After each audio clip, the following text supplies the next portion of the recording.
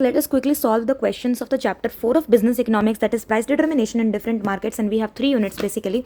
Now the question starts from here.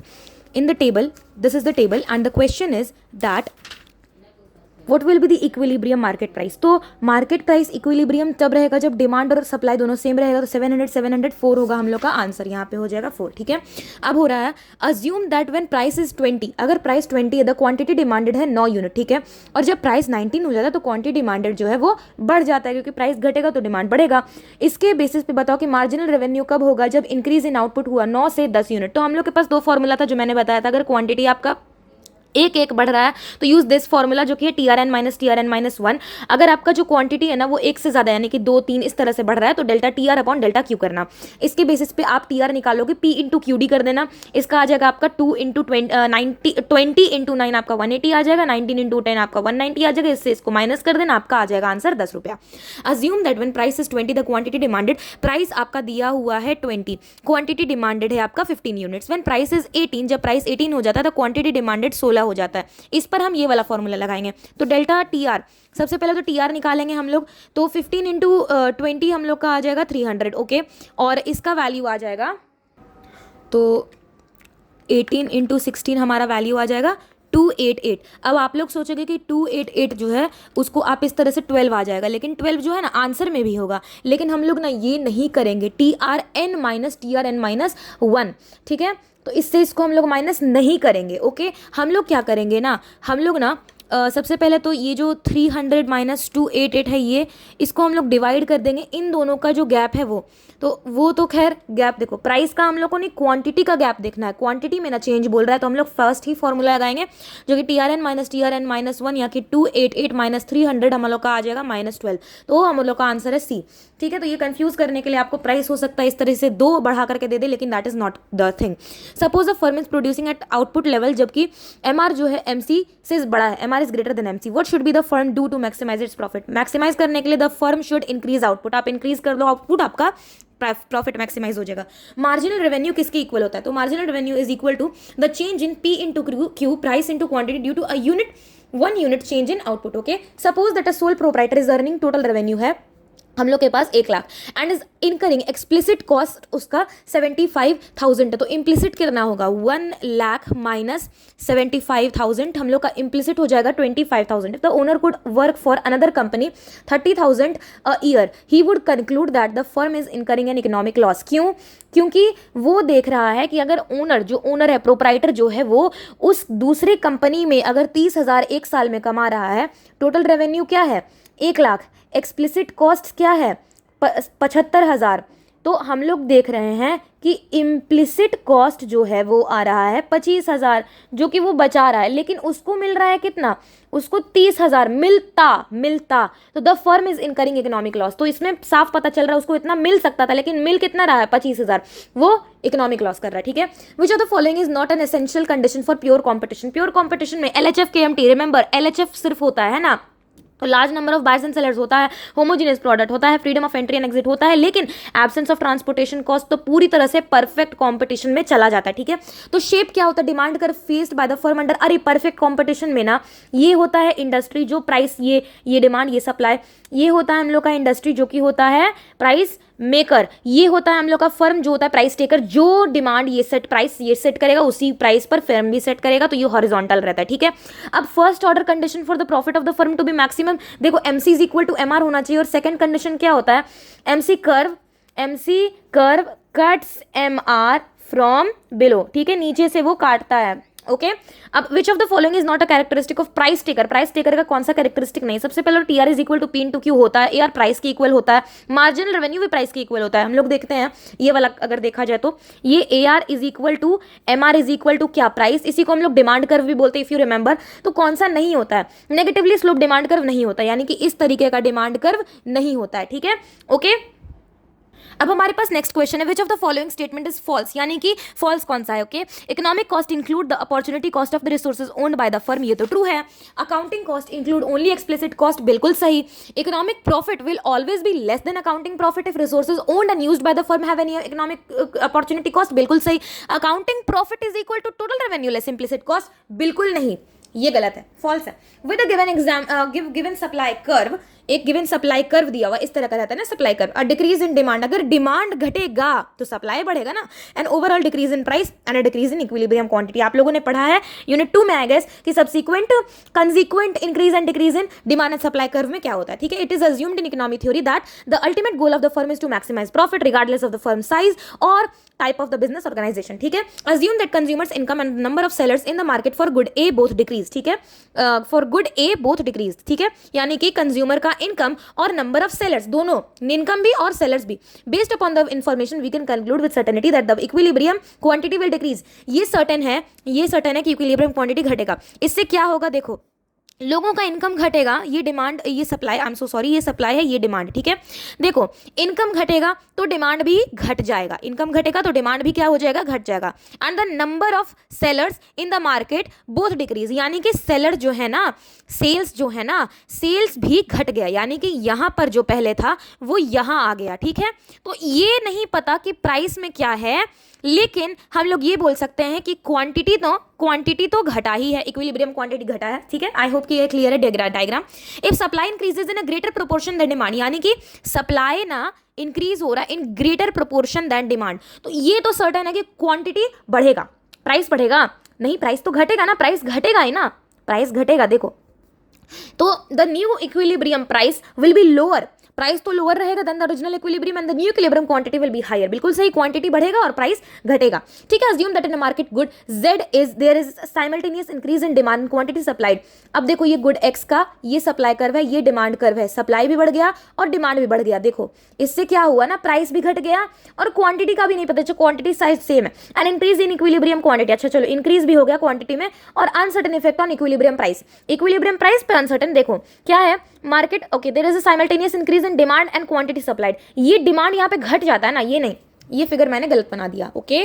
तो देखो ये है हमारा डायग्राम, ये सप्लाई कर्व है और ये डिमांड कर्व है। डिमांड जो है ऐसे करके बढ़ता है, सप्लाई हमारा ऐसे करके बढ़ता है, प्राइस नहीं पता चल पा रहा है, लेकिन ये सर्टेन है, ये क्या कर दिया हमने, ये तो गलत कर दिया हमने, ओके लेट्स सी, यहाँ पर ये देखो, ये हमारा सप्लाई कर्व था, ये हमारा डिमांड कर्व है। हम लोग का जो ये ओरिजिनल था वो ऐसे हो गया, क्योंकि ये जो डिमांड कर्व है ना, ये यहाँ पर शिफ्ट कर गया, सप्लाई आगे बढ़ गया, तो हम लोग को प्राइस नहीं पता चल पा रहा है ना, लेकिन क्वांटिटी तो सर्टेन है ना कि क्वांटिटी बढ़ा है, तो increase in equilibrium quantity and uncertain effect on equilibrium का price. Suppose the technology for producing personal computers improves, technology improve हुआ है तो सप्लाई भी इंप्रूव करेगा, and at the same time individual discover new uses for personal computers, यानी कि substitutes, availability of मतलब uses बढ़ गया है, so there is greater utilisation of personal computers, ठीक है। Which of the following will happen to equilibrium price and quantity, इससे क्या होगा, क्वांटिटी जो है इंक्रीज होगा, प्राइस के नॉट बी डिटरमाइंड, बिल्कुल सही जवाब है, okay. Which of the following is not a condition of perfect competition, आपको पता है क्या क्या होता है, लार्ज नंबर ऑफ फर्म्स होता है, परफेक्ट मोबिलिटी ऑफ फैक्टर्स होता है, LHF KMT A और भी बहुत कुछ होता है, देख लेना, लेकिन क्या नहीं होता है, informative advertising to ensure that consumers, बिल्कुल भी नहीं, एडवर्टाइजमेंट तो होता ही नहीं है परफेक्ट कंपटीशन में, okay nice. Which of the following is not a characteristic of perfectly competitive, same thing है, तो फर्म्स फेस डाउनवर्ड स्लोपिंग, बिल्कुल नहीं, ऐसा फर्म ऐसा होता है, देखो जहां पर ये सेट करता है वहां पे ये फर्म अडॉप्ट करता है, प्राइस टेकर का काम करता है। Which of the following is not a characteristic monopolistic competition, I think कि LDESKNP था, आई गेस, बाकी आप लोग देख लो, और बाकी ओलिगोपोली का FIH, मोनोपोली का FIH ACIR था शायद, ओके। तो ये क्या बोल रहा है कि not a characteristic homogeneous product, बिल्कुल भी नहीं, हेट्रोजीनियस प्रोडक्ट रहता है, हेट्रोजीनियस प्रोडक्ट, मोनोपोलिस्टिक का, ओलिगोपोली का भी, ठीक है। मोनोपोली में arise in the product market, क्यों a significantly important resource for production of the commodity is owned by single firm आ गया, मतलब मोनोपोली, ठीक है, बस, ठीक है। The government has given the firm patent right, patent आ गया, बस बात खत्म। The cost of production economies of scale makes production by single producer, बस बात खत्म, ऑल ऑफ दीज, ठीक है। ओलिगोपोलिस्टिक इंडस्ट्रीज जो है, जो कि पॉल ए स्वीजी ने किंग डिमांड कर्व लाया था, जस्ट फॉर इंस्टेंस, ठीक है। कैरेक्टराइज क्या होता है, few dominant firms and substantial barriers to entry. अच्छा एक और बात कि फ्यू फर्म्स बोल रहा है ना, फ्यू फर्म्स तो कितना से कितना, 2 से 10 फर्म, ठीक है। तो आई होप कि आप लोग को ये चीज याद है। प्राइस टेकिंग फर्म्स, बिल्कुल परफेक्टली कॉम्पिटिटिव का बात आ गया। Firms that operate in a perfectly competitive market are said to be small relative to the market, which of the following best describe the smallness. The individual firm is unable to effect market price through its output decision. आप कितना भी बढ़ा लो price तो same रहेगा, क्योंकि वो industry ने set किया, आपको अडॉप्ट करना पड़ेगा।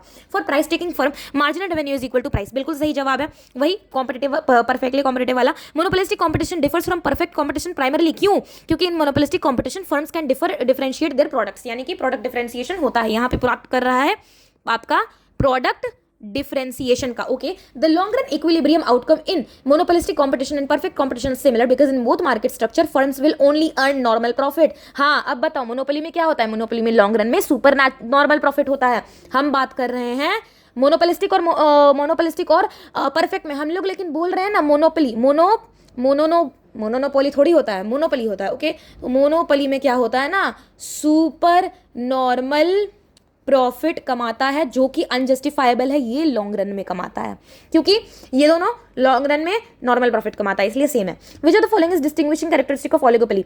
द इंटरडिपेंडेंस अलोंग फर्म्स, ये डिस्टिंग्विशिंग कैरेक्टरिस्टिक है, ठीक है।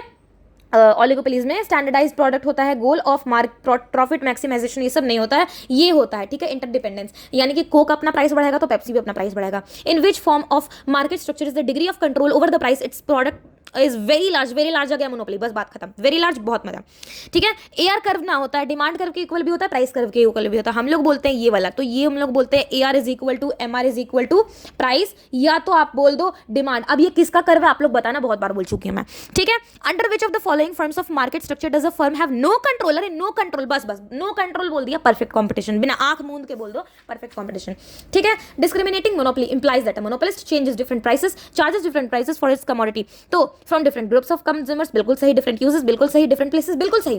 Price discrimination will be profitable only if the elasticity of demand in different markets is different, अगर डिफरेंट रहेगा तभी आपको प्रॉफिटेबल होगा। Okay, in the context of oligopoly the king demand curve hypothesis design to explain price rigidity किसने लाया था? Paul ए स्वीजी ने। Okay, तो ये सब नाम याद रखना है, तो प्राइस रिजिडिटी डिजाइन करता है। The firm in perfectly competitive market is price taker, बिल्कुल सही जवाब है। Designation as a price taker is based upon the assumption कि there are so many buyers and sellers in the market that any individual firm can not affect the market, यानी कि bargaining power तो खूब रहता है, वो बोलेगा कि आप इतना में दो, नहीं दोगे तो मैं उधर से ले लूंगा, ठीक है, क्योंकि बहुत सारे ना लोग रहते हैं, बहुत सारे लोग बेचते हैं सामान, ठीक है। Suppose that demand curve for X Y Z slopes downward, अच्छा डिमांड कर्व है तो स्लोप्स डाउनवर्ड रहेगा, and the right and to the right, okay, downward and to the right, तो यही तो रहता है demand curve. Okay, we can conclude that the X Y Z is not a price taken for in the market because its must lower price to sell additional units of output, ठीक है। तो ये इससे हम लोग क्या infer निकाल सकते हैं, अगर ये परफेक्ट कॉम्पिटिशन रहता तो इसका डिमांड कर्व बिल्कुल हॉरिजॉन्टल रहता। ओके, उसके बाद है इफ फर्म जो है इन अ टूथपेस्ट इंडस्ट्री, मान लो Colgate have the following market share, ठीक है, which market structure would be best describe the industry? Industry को कौन बेस्ट डिस्क्राइब करेगा? टूथपेस्ट परसेंटेज ऑफ मार्केट 18.7 है, डेंटी पेस्ट अच्छा इतना है, सिनी ब्राइट इतना है, I can't believe it's not toothpaste इतना है, ब्राइटर देन वाइट इतना है, प्ले स्टफ इतना है, अदर्स इतना है। तो ये क्या है? ये देखो 1 2 3 4 5 6 7, सिर्फ 7 है। हम लोग बोलते हैं कि 2 से 10 होना चाहिए ओलिगोपोली में, बस oligopoly. The king demand curve model of oligopoly assumes that response of consumers to a price increase is more than the response to a price decrease, यानी कि response है consumer का to a price increase is more है than the response of price decrease। इसको हम लोग king demand curve कहते हैं, और इसी में हम लोग का एक कैरेक्टरिस्टिक आता है कि इनडिटर्मिनेशन ऑफ डिमांड कर्व। क्यों? क्योंकि हम लोग डिटरमाइन नहीं कर पाते हैं basically. A firm encounters it's shutdown point, कब शटडाउन पॉइंट होगा?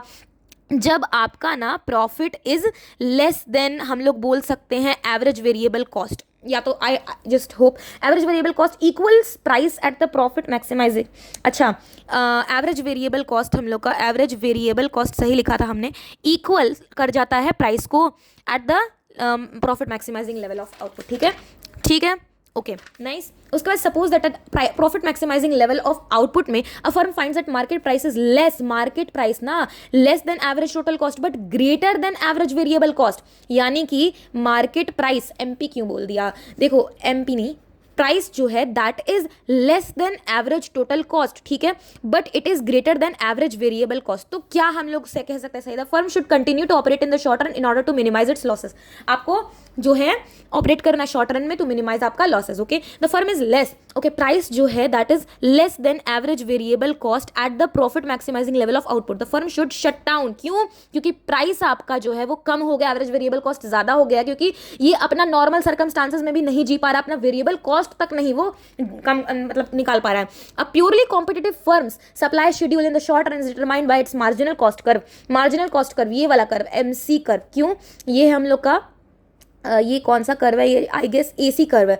Okay, MC curve cuts MR, ये MR कर्व है। ओके, ये हमारा MR कर्व है, ये हमारा MR कर्व है। हम लोग बात करते हैं MC और AC का, तो इट इज़ लाइक ये MC है और ये हम लोग का AC है। तो हम लोग बात कर रहे हैं शॉर्ट रन में इट्स का मार्जिनल कॉस्ट कर्व, ये वाला प्योरली कॉम्पिटिटिव फर्म का। One characteristic not typical of oligopolistic industry का कौन सा नहीं है? हॉरिजॉन्टल डिमांड कर्व, बिल्कुल नहीं, इसका तो रहता है किंक्ड डिमांड कर्व। ओके, कर्व, ठीक है। तो इसमें आई थिंक FIHACIR था इसका features, but you can see too much importance on non price competition, बिल्कुल, प्राइस लीडरशिप, बिल्कुल। Okay, small number of firms in the industry, बिल्कुल, ठीक है, जो कि 2 से 10 होता है। The structure of the toothpaste industry in India is best describe as monopolistically competitive. लेकिन हम लोग यहाँ पर जो है ओके, तो मोनोपोलिस्टिकली कॉम्पिटिटिव हो जाएगा। The structure of cold drink का बात आ गया ना इंडस्ट्री में, तो वो ओलिगोपोलिस्टिक है। क्यों ओलिगोपोलिस्टिक? क्योंकि अगर देखो कोक अपना प्राइस जो है वो कम करेगा, तो पेप्सी भी अपना प्राइस वो है वो कम कर देगा। क्यों? क्योंकि वो है बहुत ही ज़्यादा इंटरडिपेंडेंस, ठीक है, इंटरडिपेंडेंस, ठीक है। Which of the following incorrect कौन सा है? Even a monopolistic firm can have losses, ये तो करेक्ट है, ठीक है, मोनोपोलिस्टिक फर्म में भी लॉसेस होते हैं। Firms in perfectly competitive market और प्राइस टेकर्स, बिल्कुल सही जवाब है। Kinked demand curve is related to oligopolistic market, ठीक है।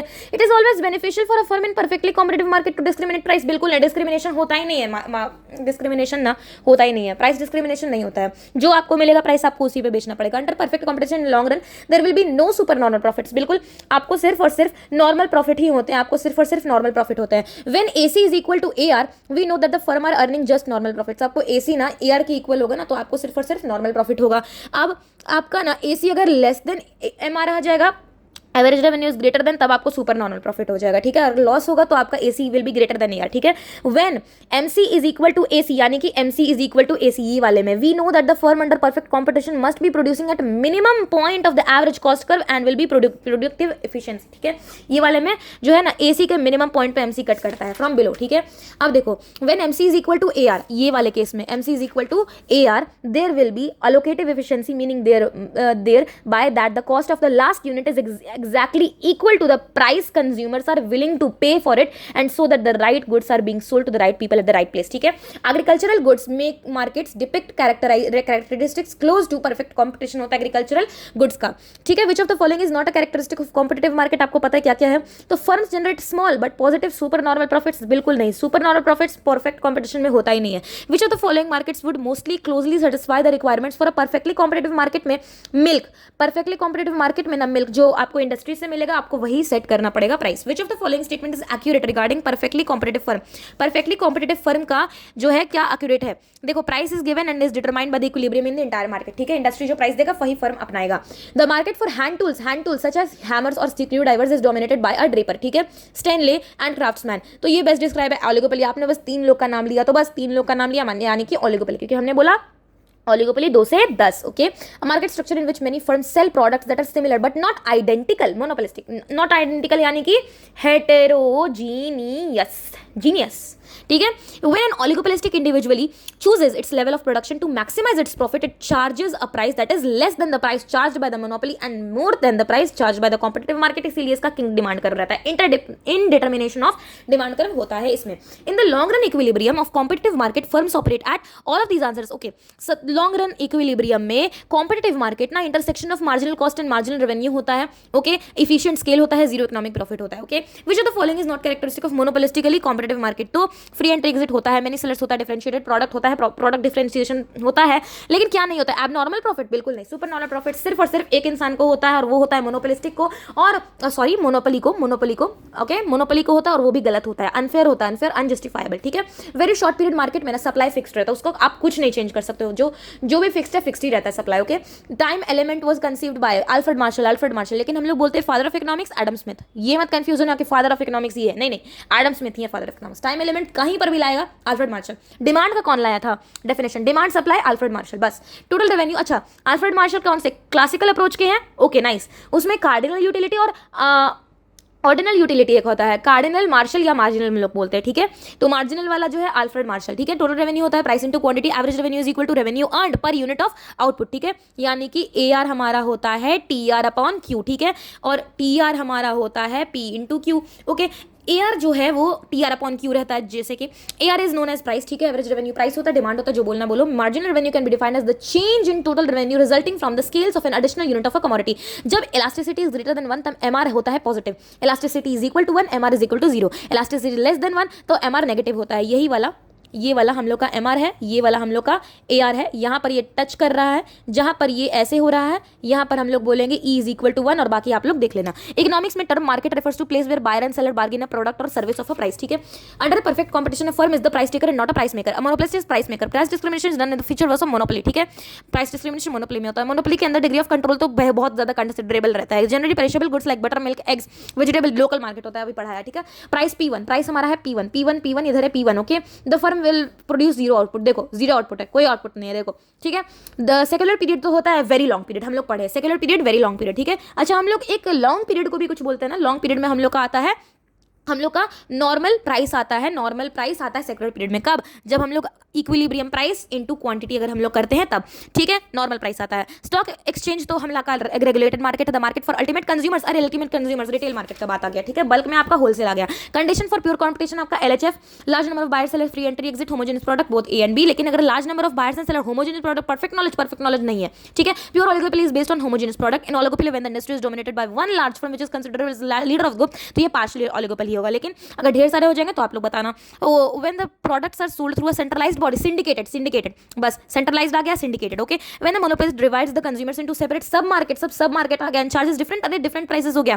Third degree of price discrimination हो गया। हम लोग का फर्स्ट डिग्री है, फर्स्ट डिग्री होता है एक क्वांटिटी वाइज, हम लोग का फर्स्ट डिग्री होता है क्वांटिटी वाइज। सेकंड डिग्री होता है हम लोग का क्या, हम लोग का सेकंड डिग्री कुछ होता है, हम लोग का बोला थर्ड डिग्री सब मार्केट, तो ये हो जाएगा क्वालिटी या फिर एट्रीब्यूट बोल दो, ठीक है। फर्स्ट डिग्री, ओके, ठीक है, ये और थर्ड डिग्री तो आपका हो जाएगा separate sub markets, okay. Under first degree of price discrimination the monopolist will fix a price which will take away entire consumer का सरप्लस, ठीक है। ये तो आपको पता है क्या होता है कंज्यूमर सरप्लस, बताने की जरूरत नहीं है। प्राइस डिस्क्रिमिनेशन रिलेटेड टू है टाइम के, साइज ऑफ परचेज से, इनकम से। The firm and industry are one of the same in the monopoly में दोनों सेम है, ठीक है। Demand curve for monopoly firm will be downward sloping, किसको नहीं पता है। Average cost is higher than the average revenue then the firms incur क्या लॉसेस, बिल्कुल सही जवाब। स्टेटमेंट कौन सा करेक्ट है, बाकी सारा गलत है, लेकिन industry consist of many firms, ये सही है। Under which of the following is incorrect, बाकी सारा करेक्ट है। Commodities offered for sale under perfect competition will be heterogeneous, बिल्कुल नहीं, होमोजेनियस होगा, बाकी सारा सेम है, okay. Monopoly there will be no difference between firm and industry, monopolist में restrict the output, okay. Product differentiation peculiar to monopolistic, ठीक है, सारा सही है, सी वाला गलत है। फॉर मार्केट एसेंशियल कंडीशन क्या है, क्लोज कॉन्टैक्ट होना चाहिए बायर और सेलर में हो, ओके, और बार्गेनिंग पावर भी होता है। अज्यूम दैट प्राइस हमारा प्राइस जो है वो 10 है, ओके। क्वांटिटी डिमांडेड हमारा 5 है, ठीक है, तो प्राइस इज 12, अब प्राइस 12 हो गया तो क्वांटिटी डिमांडेड 4 हो गया, तो हमारा मार्जिनल रेवेन्यू क्या होगा। सबसे पहले तो TR निकालो, इसमें आ जाएगा 50, इसमें आ जाएगा हम लोग का 48, ओके। 12 इंटू 4 इज 48, तो अब इसमें से इसमें हम लोग देख सकते हैं कि एक से इंक्रीज है तो 2 रुपए का, okay nice. Average revenue is equal to nothing but price of 1 unit upon output, ठीक है। AR होता है हमारा price of 1 unit upon output, okay. Example of a commodity set to have international market high value in small bulk commodities. Weekly market is example of unregulated market, क्योंकि वो regulated नहीं है। Condition for equilibrium of firms are MR is equal to MC and MC have a positive slope. Natural monopoly arise when there is very large economies of scale. Price discrimination cannot persist under following market form. Perfect competition में price discrimination नहीं होता, price discrimination सिर्फ monopoly में होता है। Paul ए स्वीजी में model में explain करता है concept of price rigidity relating to the following market year, जिसको ओलिगोपोली मार्केट कहते हैं। Combination of monopoly market and monopsony market को हम लोग बोलते हैं। मोनोपोली प्लस मोनोप्सनी को बायलैटरल मोनोपोली मार्केट रहते हैं, ओके।